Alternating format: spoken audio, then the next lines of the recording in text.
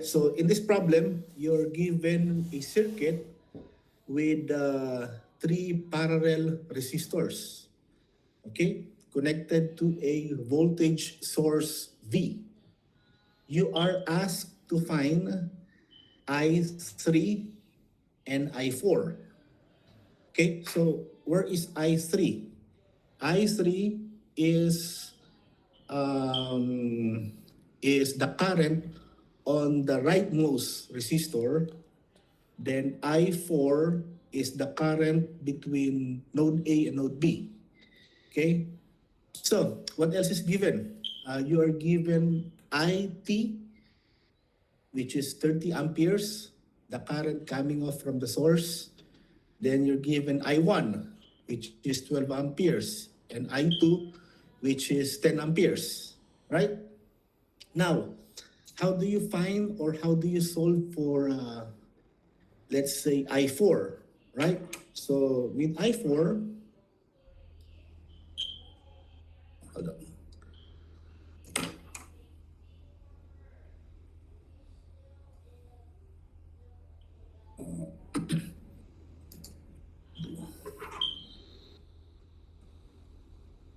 Sir, I cannot see the representation. Cannot, you cannot see the class.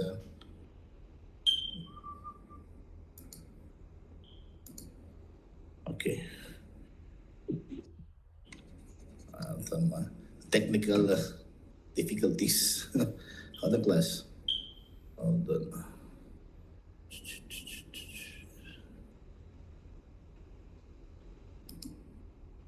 Okay. There we go.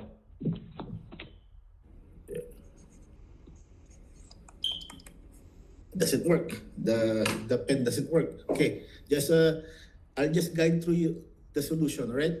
Okay, so go to node A. That is the first node here.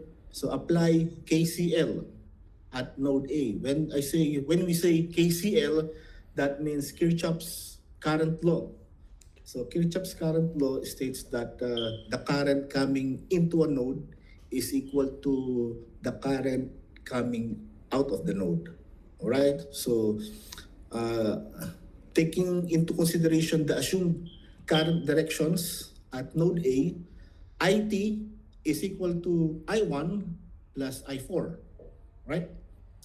Substituting the values, IT is equal to 30 amps is equal to 12 amps plus I4. Now you can solve for I4. I4 is equal to 30 minus 12. So 30 minus 12 is equal to 18 amperes. That is I4. Okay? Next, go to node B. Apply again your KCL, Kirchhoff's current law.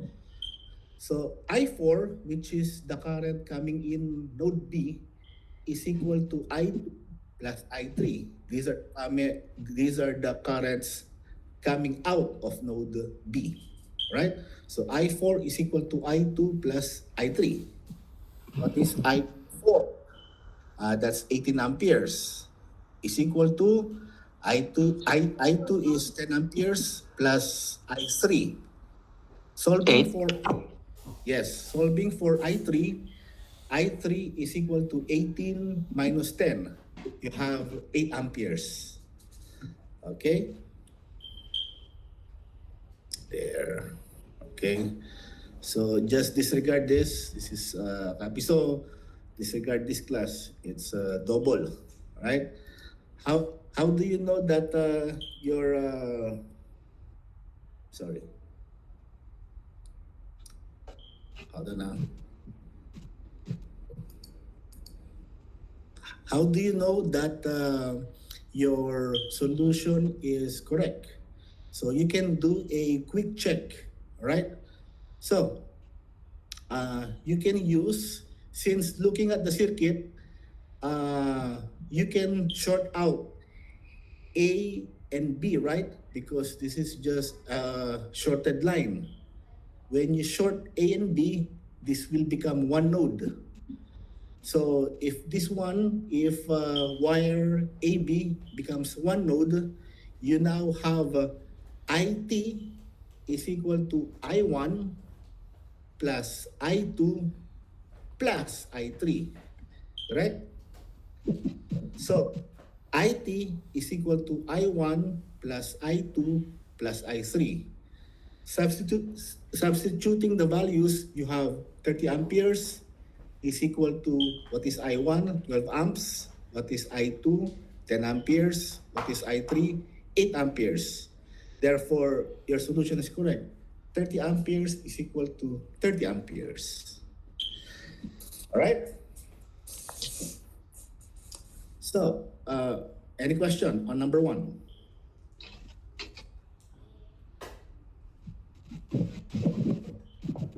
Not sir. Sir, Okay. why don't you add I4 to that? I4 is actually shorted. See? If you short this, I4 actually does not exist. So if you short this, IT will go out as I1 plus I2 plus I3. Okay? All right. Okay. Why Right. does why does Go ahead. why does why does I4 even come into play? Like, is I4 just a line between A and B? That's correct. Yes. Yes. Yes. Yes. Okay. So is it a I5 or no? Or could it be a I5 It's between B and I3? yeah, it's like a jumper. It's like a Oh. jumper. Yes. A wire jumper. Something like that. But the proof of the equation is correct. So IT is equal to 1 I as I. Right?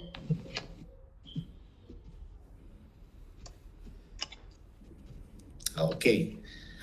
Let's go to problem number 2. Okay. All right. So problem number 2. So here you are given a circuit wherein you have two meshes. A mesh class is a closed loop. Okay. So on the left loop, let's call that mesh 1. On the right side, let's call that mesh 2. Okay, so a mesh is a closed circuit loop. All right. So in this circuit, you also have two voltage sources. So it's VA, which is 85 volts, and VB, which is 45 volts. All right. Then you have connected loads, which is R1 and R2. Okay, so the problem here is find I1 and I2, right? Now, the direction of the current is arbitrarily, meaning you can set it either clockwise or counterclockwise. It doesn't matter as long as you follow the polarity of the voltage drops. Okay, like for example, this one. The direction of I1 current in mesh 1 is clockwise. And the direction of I2 current in mesh 2 is clockwise also. All right? Now, let's take mesh 1 first. All right? So, apply KVL at mesh 1. Okay, so we said that by convention we could follow the exit polarity of the circuit elements. So let's start with VA. So the current is coming into the negative polarity, then coming out the positive polarity of VA. Because this one is a source, right? So it's a voltage rise. So your polarity for VA is positive VA, right? Now, the current goes through R1, which is resistor 1.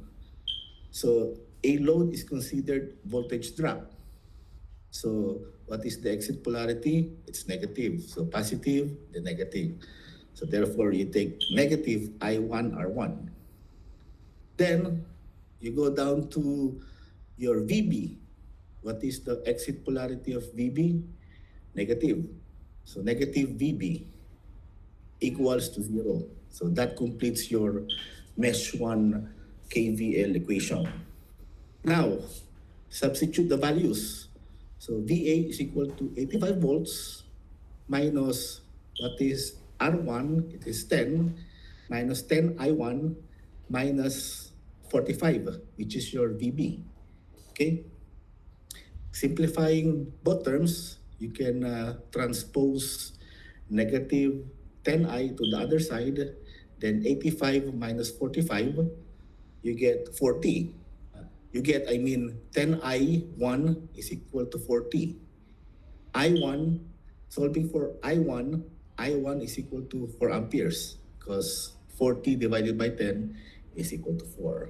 So you have I1 as 4 amperes. Okay? Next, we now solve for mesh 2 side. So applying KVL at mesh 2, follow the exit polarity. You can start anywhere class, but me, I like to start first on the voltage sources. So what is exit polarity for VB? Since this is a voltage rise, it's positive VB. Then the current goes to R2, which is a voltage drop, so negative exit polarity. So VB minus I2 R2 is equal to 0. That's your KVL. Now, substitute the values. You have VB as 45 volts minus 5 I2 is equal to 0. So simplify the equation. 45 is equal to 5 I2. You get I2 is equal to 9 amperes. All right. So the current flowing I1 is equal to 4 amperes and the current flowing as I2 is equal to 9 amperes. All right. So how do you check if your solution is correct? Do a KVL on the outer circuit. This outer circuit is what we call super mesh. So if we take the outside elements only, so for example, start here, then around the circuit, you get your super mesh. So your super mesh is equal to VA, your exit polarity, VA, minus I1, R1, okay? Then you go to the next resistor, I2, R2 is equal to 0. So that is your super mesh. Okay? So this is it. VA minus I1, R1 minus I2, R2 is equal to 0. It should equate to 0. So substitute the values. 85 volts, that is your VA, minus 4 times 10 minus 9 times 5, it should be equal to 0. So simplifying, 0 equals to 0, that means your solution is sound, it is correct. So I1 is equal to 4 amperes, I2 is equal to 9 amperes. Okay? So that's how, Sir, yes, go ahead. sir, is the questions always gonna be in a clockwise direction? You can do a counterclockwise.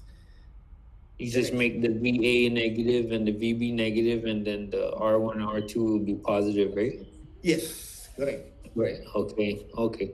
If try that at home, class, you will get the same solution.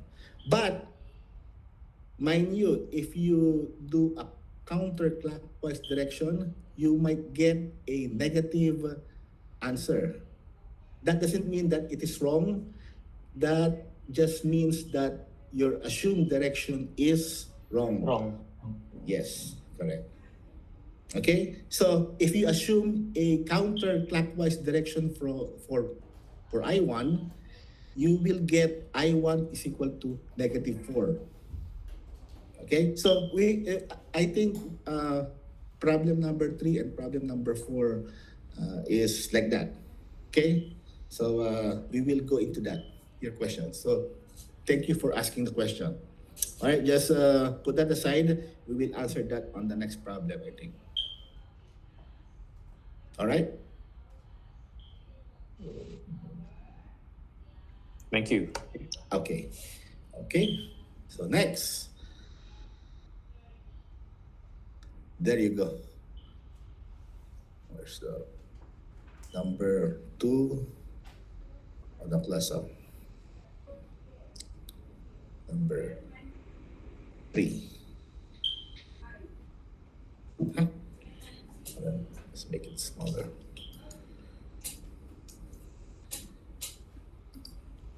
Single page, that's why. Okay, there. Then I will make it bigger. Okay. Too big. Okay. All right. Next. Whew. Okay, so number 3. Number 3 says here, find I1, I2, and all the voltage drop values. Okay, so when we say I1, that is your mesh current I1, the current circulating in mesh 1. Okay, then I2 is the current circulating on mesh 2. And the voltage drop values are the voltage drop across R1, R2, R3, and R4. Right? So this one is a similar circuit wherein you have 2 voltage sources. All right? So the assumed direction of the current is clockwise. So clockwise direction for I1, then clockwise direction for I2. Right? All right. So let's apply KVL at mesh A, B, C, D, A. Let's call that mesh 1. All right. So positive VA, which is the exit polarity for your VA, minus the voltage drop across R1. That will be I1, R1. Minus, because it exits the negative polarity of VB. Okay? Minus. Okay? So the current flowing on R2 is, there's 2 current flowing there. It is the difference between the incoming current I1 minus the opposing current I2.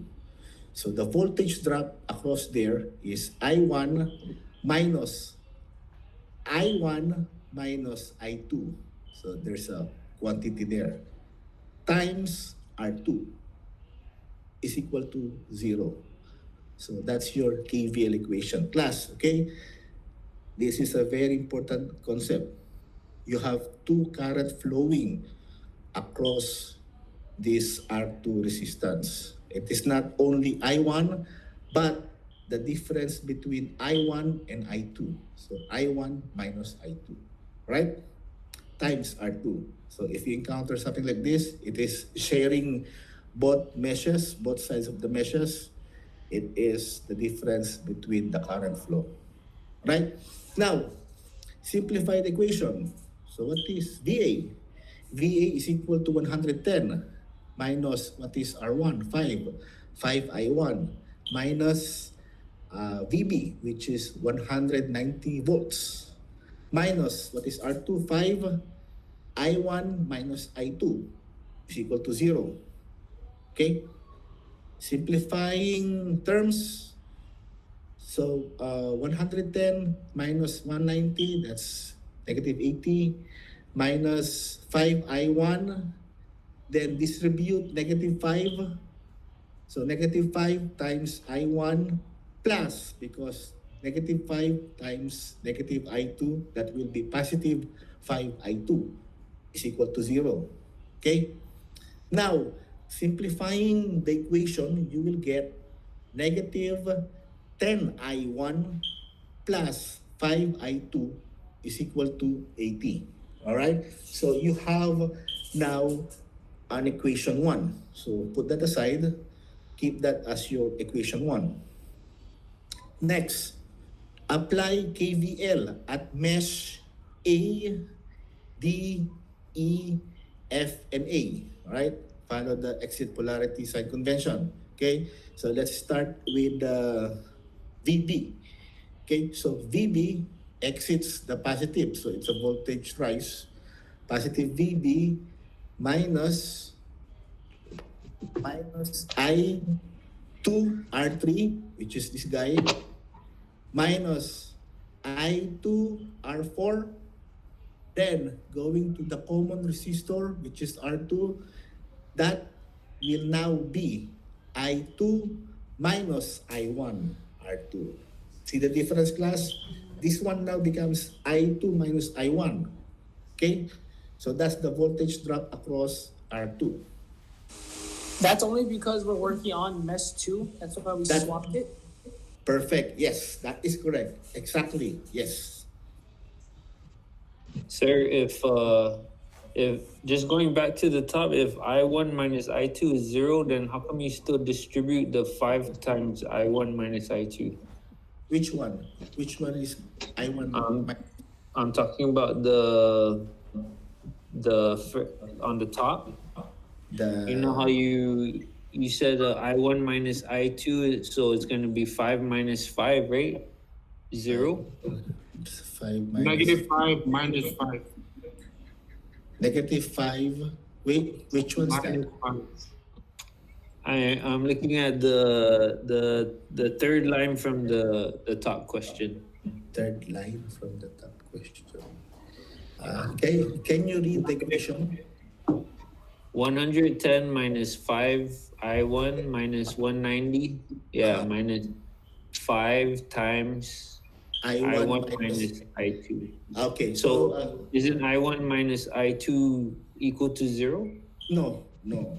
Oh, No, Yes. like you gotta distribute 5 into I1 and I2. Yes, and you have a different value for I1 as well as I2. So the difference is not going to be 0 because you have a different value for I1 and you will have also a different value for I2. And also you are correct. You are going to distribute the number 5 or the resistor value on this I1 minus I2. okay. I thought I heard you say that equals 0. Sorry. No. This equation equals 0. This equation. All right. Got it.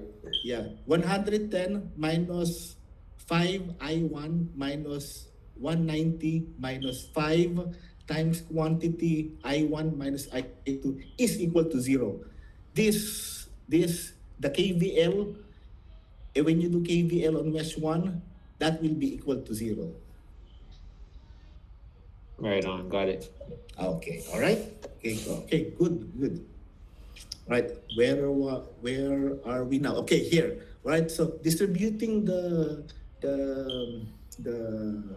distributing the number or simplifying the equation, you will get 190 minus 190 minus this one becomes negative 35 because 15 minus 20 is negative 35 minus distribute negative 5. So negative 5 I2 plus 5 I1, all of this will equal to 0 because of KVL.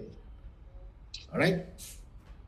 Now, simplifying by combining like terms, negative 5 I1 plus 40 I2 is equal to 190. Okay, what I did is I transposed all the variables to the other side. That's why it became 0. It became negative. So that's why you have negative 5 I1 plus 40 I2 is equal to 190. So that will be your equation 2. All right?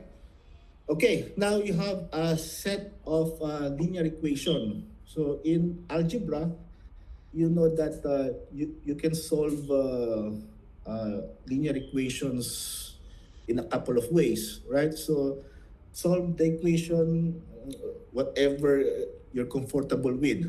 So here, you can easily solve this using addition. Okay, how do we solve using addition? It's like this. You get your equation 1, then you get your equation 2, right? So what you do is you want to eliminate I1. So what you do is you find a factor uh, to multiply I1 so that when you add equation 1 and equation 2, I1 will be equal to 0. Okay, so take for example equation 2. I will multiply that by negative 2. So negative 2 times equation 1, times equation 2. So what will happen is I will rewrite everything again. Negative 10 I1 plus 5 I2 is equal to 0. That is your equation 1. Now, your equation 2 becomes 10 I1 minus 80 I2 minus negative 380. Okay, so that will be your equation 2. Now, add equation 1 and equation 2. So you will eliminate I1. You will be left with I2. So what is the equation for I2? It is negative 75 I2 is equal to negative 300. Okay, so solving for I2 is equal to 4 amperes. Okay, so getting this value for I2, substitute that to equation 1. So what is your equation 1? Negative 10 I1 plus 5 I2 is equal to 80. So substitute the value of I2. That will be negative 10 I1 plus 5 times 4 is equal to 80. So simplifying I1 is equal to negative 6 amperes.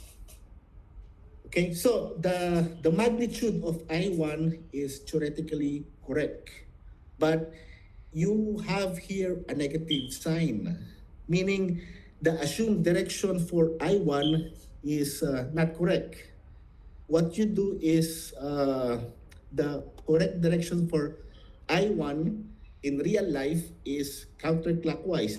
It is not flowing into it is not flowing in a clockwise direction, but rather opposite it.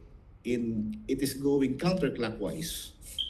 Okay, so how do we prove that it is going counterclockwise? We do again the KVL. So we are going to prove that only the direction is wrong, but the magnitude is correct. So if we do KVL going on the opposite side, we should be getting the same value of I1, but positive. Okay, we should be getting 6 amperes only. Okay, so let's apply KVL on mesh 1, right? So let's start with the voltage source. So assuming counterclockwise direction, you have negative VA minus now I1. When you're here now at R2, you notice that it is the two currents I1 and I2 are not opposing anymore. They are flowing on the same direction. That's why minus I1 plus I2 times R2. Okay? Now, we go now to the voltage source, VB. So it exits on the positive polarity. That's why it's positive VB. Now, you go to R1. So negative I1 R1 is equal to 0. So that is your correct KVL equation for mesh 1. Okay? Now, simplifying the terms, you have simplifying and substituting the values, you have negative 110 minus what is R2, that is 5, I1 plus I4, I2. What is I2? What did you solve? What you get? You get 4 amperes. So you substitute 4 plus 190 minus 5 times I1 is equal to 0. Okay, now you simplify the equation by combining like terms. So you get all the terms that has I1, that is negative 10I. Then you combine all constants, negative 110 minus 20 plus 190, you get 60, right? Then you transpose your constant to the other side, negative 60, you get I1 is equal to 6 amperes. So now it is proven that the direction of I1 is counterclockwise because you have the same value of 6 amperes. All right? Now, getting the voltage drops of each resistor. So let's get the voltage drop for R1. How do you get the voltage drop of R1? V is equal to IR, right? Remember Ohm's law? So V1 is equal to I1 times R1. What is I1? 6. What is R1? 5. So V1, 6 times 5 is 30. Okay? V2, that is, I'm sorry.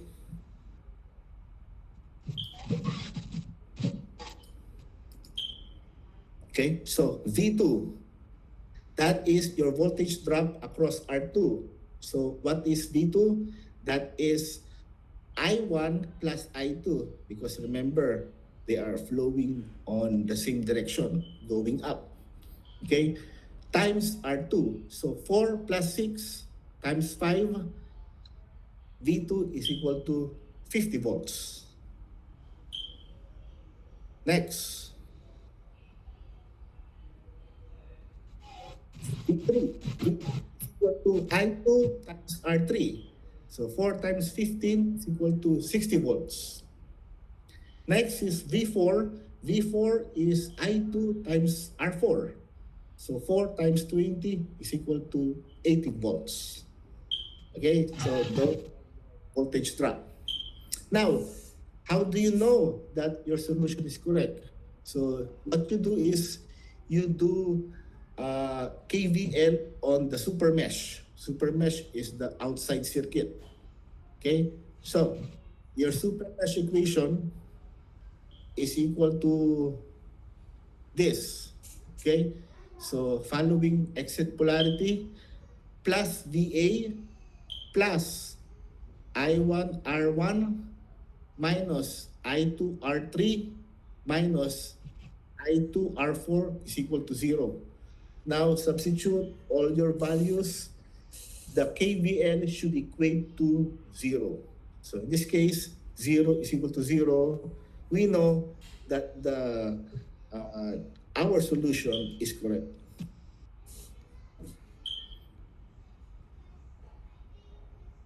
Okay?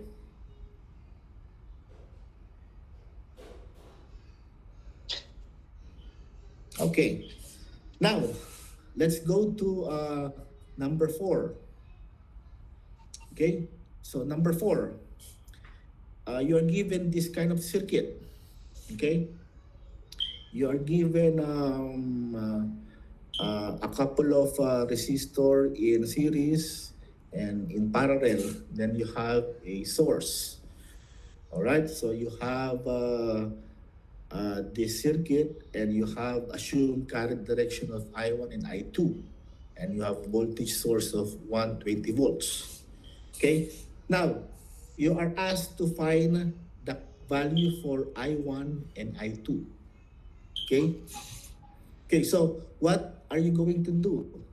First, since it only has one voltage source,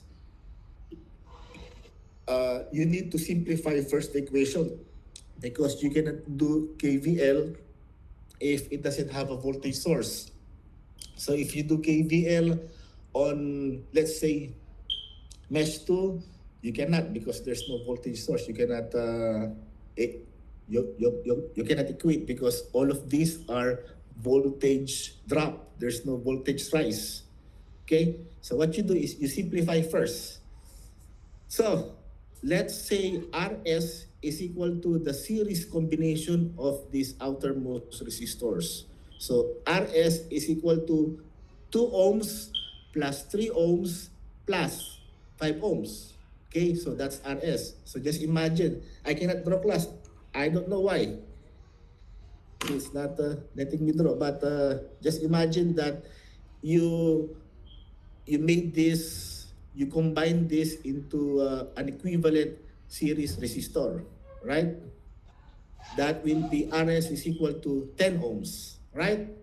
So now, imagine that you combine this already, then you have Rs is equal to 10. Now you have two parallel resistors.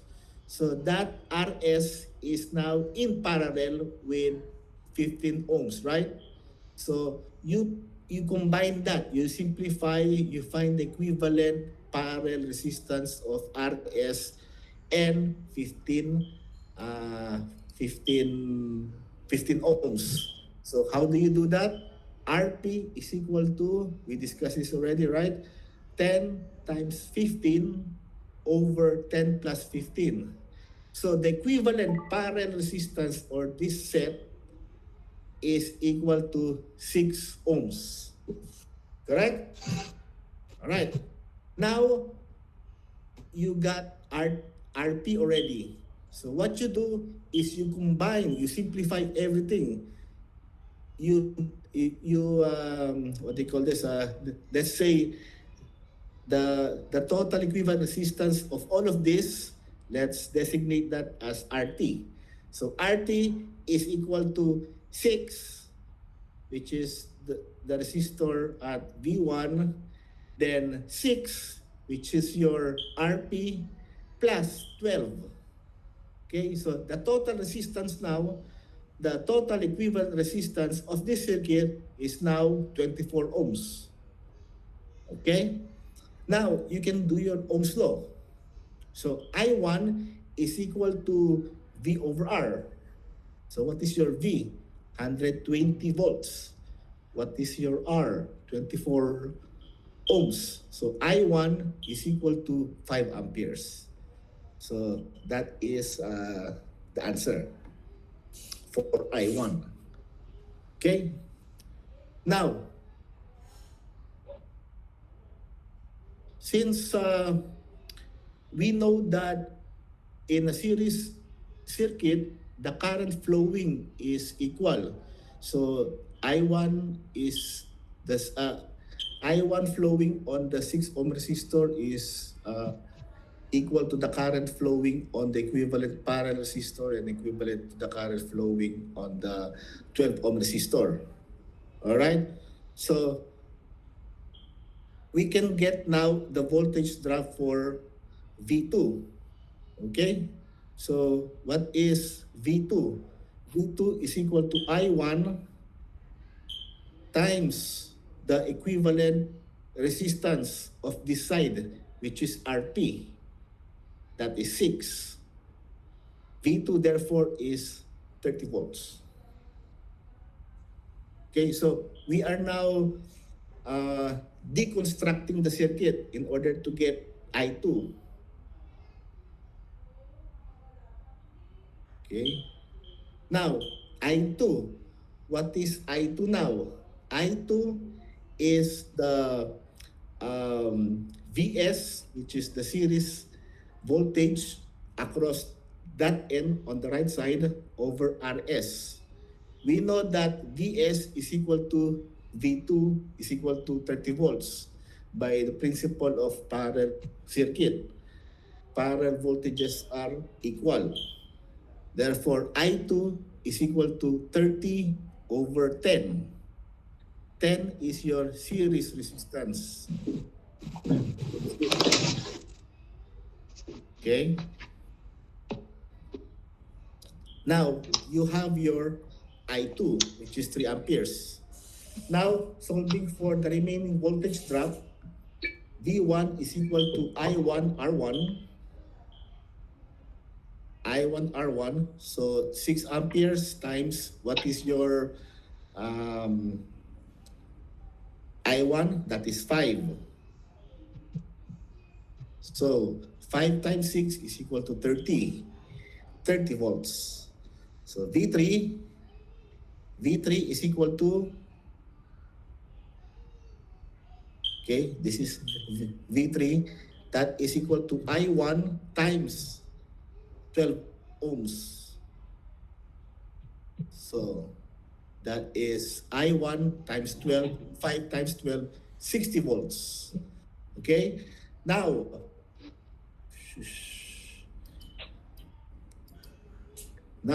what is your V4?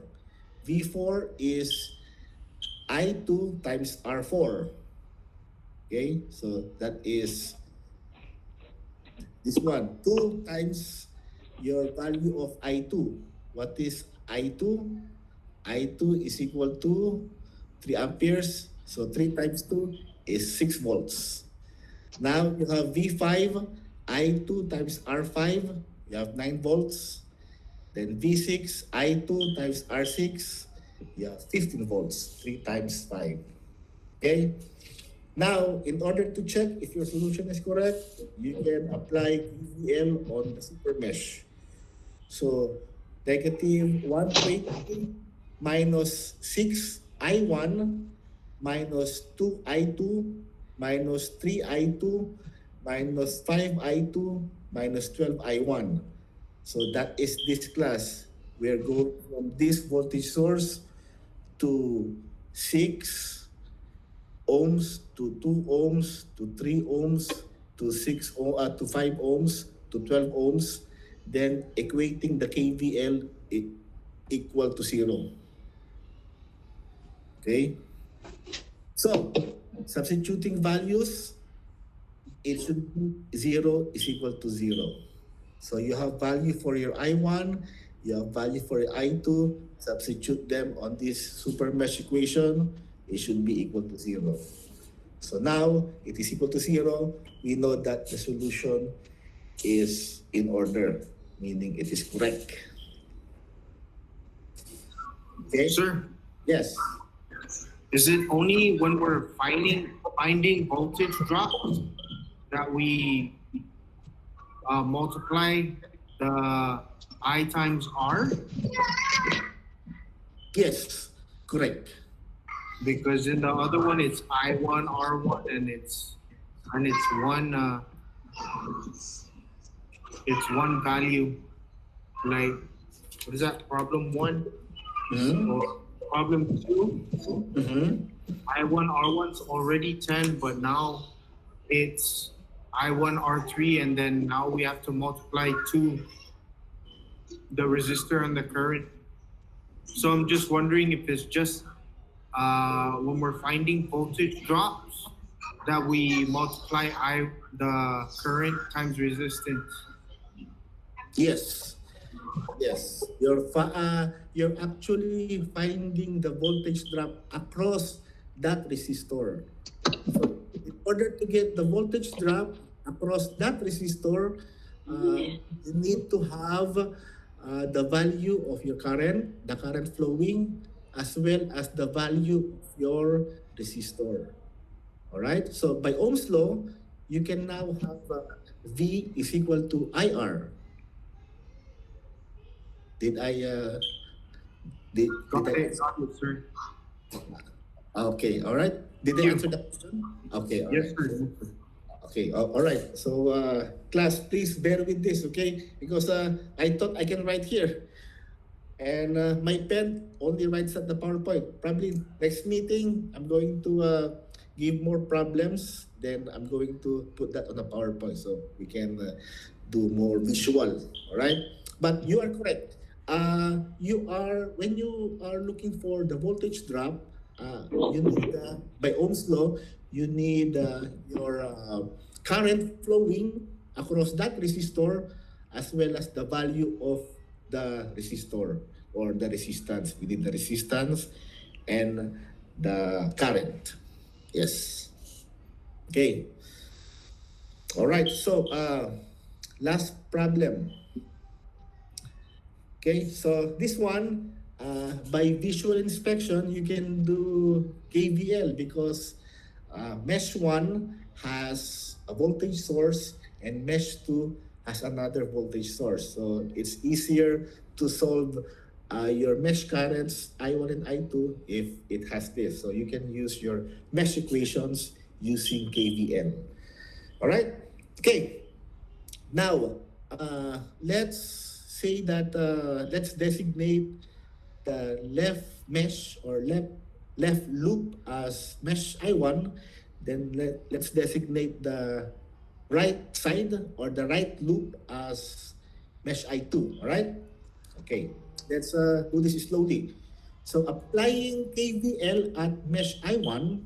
Okay. Now, KVL. Before we do that, class, the assumed current direction is clockwise. So I1 is flowing in a clockwise direction, then I2 is flowing in a clockwise direction also. Okay? Okay. Now applying KVL. Hold on. Okay, so exit po lang DC source plus 10 minus 2I1. Why 2I1? That's your voltage drop, class, right? So R times I, so 2 times I1. All right? Then going down to the common resistor between mesh I1 and mesh I2. So this class, I1 is flowing downward, then I2 is flowing upward. So that is minus 2 I1 minus I2. Okay, so because they're flowing in opposite directions. Okay, all of this is equal to 0 because of KBL. Now we simplify the terms. 10 minus 2I1 distribute negative 2. So negative 2I1 plus 2I2 is equal to 0.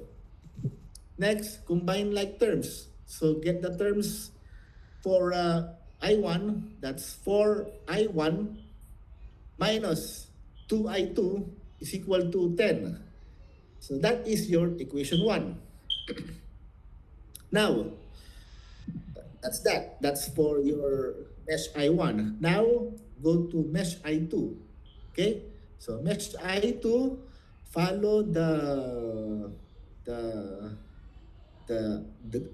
direction of I2 that is starting from the source. So exiting the negative side of the negative polarity of the DC source, so negative 10, minus I2 minus I1 because opposing I2 is I1. Then minus 4I2. All of that is equal to 0. Okay? Now, simplifying terms, distribute negative 2. Okay? So that we get the parenthesis. We get negative 10 minus 2I2 plus 2I1 minus 4I2 is equal to 0. So simplifying the equation, you have 2I1 minus 6I2 equals to 10. So now you have two linear equations. Okay, when you say linear equations, the power of your variable is 1. So you have two linear equations. So you can now solve for I1 and I2. So you can solve this simultaneously. So get equation 1 and equation 2. So we will solve this by addition again. So what I did is I multiplied equation 2 by negative 2 so that when I add equation 2 to equation 1, I1 will be eliminated. So I multiply both sides of equation 2 by negative 2. So you have 4I1 minus 2I2 is equal to 10. That is your equation 1. Then your equation 2 will be negative 4I1 plus 2I2 is equal to negative 20. So that is your equation 2, class. Okay? Now, add equation 1 and equation 2. You will get rid of I1. Okay? You will be left with I2. So, minus 2 plus 12, that is 10. I2 is equal to 10. Negative 10. Okay? Now, I2 is equal to negative 1. Okay, now class, we have a negative current again. So the magnitude of 1 amperes is correct, but the assumed direction is wrong. So I2 is not flowing in a clockwise direction, but rather flowing counterclockwise. So, okay, so put that in mind. We will correct the equation following the correct direction of I2. Okay, but before we do that, we solve first for I1. Okay, since the equations are simultaneous, you use the obtained value of negative 1 to solve for I1 because you're solving simultaneously, class. Okay, so for I1 minus 2 I2 is equal to 10. That is your equation 1. Then substitute the value of I2. You will get I1 is equal to 2 amperes.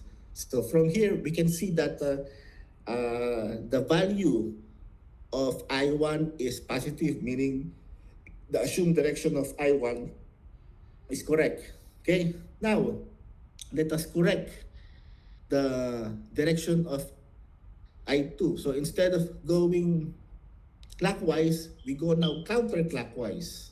All right? So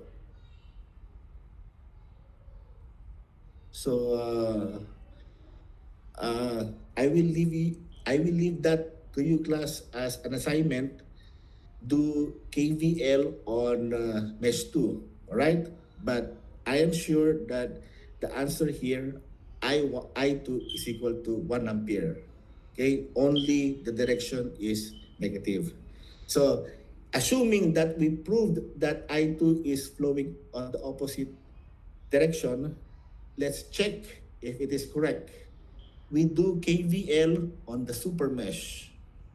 Okay, so starting from the left side, we get the positive exit polarity 10 minus 2I1. Correct, right? Because it's following the correct direction of I1. Then, this one is not, the 4 ohms is not a voltage drop, but rather the current is flowing on the opposite direction. So that what we do is, instead of saying negative 4I2, it is now plus 4I2 plus the exit polarity of this DC source, which is negative 10. Okay, so this should equate to 0. So 10 minus 2 times 2 plus 4 times 1 minus 10 is equal to 0. So simplifying this, you get 0 is equal to 0. Okay? So that class... So for that one, yes. For that one, it's not negative 10. It's 4I2 plus 10, right? I'm sorry, Anthony. What is that again? I'm sorry. No, because the current is running in the opposite direction. It's 4I2 plus 10, right? 4I2. No. We maintain the polarity of the EMF or the DC source. The polarity of the DC source does not change. Okay. Yes. Thank you for that. Okay. It's just the current direction that will change. But the polarities, class, remember this. Thank you for pointing that out. The polarities of the sources, the EMF sources, does not change. So it is constant all throughout. If you assume it as negative, positive, do not change it. that doesn't change. Only the current direction. All right?